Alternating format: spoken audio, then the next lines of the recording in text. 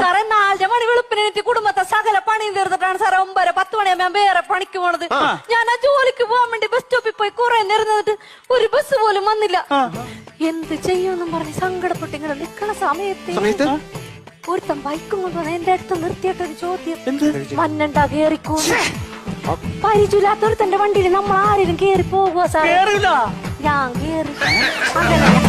അങ്ങനെ പോണ സമയത്തേ അവനെ ഒരു ചായക്കടയുടെ മുമ്പിൽ കൊണ്ട് നിർത്തിട്ട് ചോദിക്കണേ, ചായ വേണോ കാപ്പി വേണോന്ന്.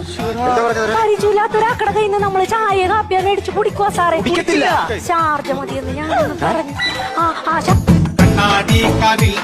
ഞാൻ കുടിച്ചോണ്ടിരിക്കണ സമയത്തുണ്ടല്ലോ അവൻ വേറൊരു തമാശ, നമുക്കൊരു സിനിമക്ക് പോയാലോ?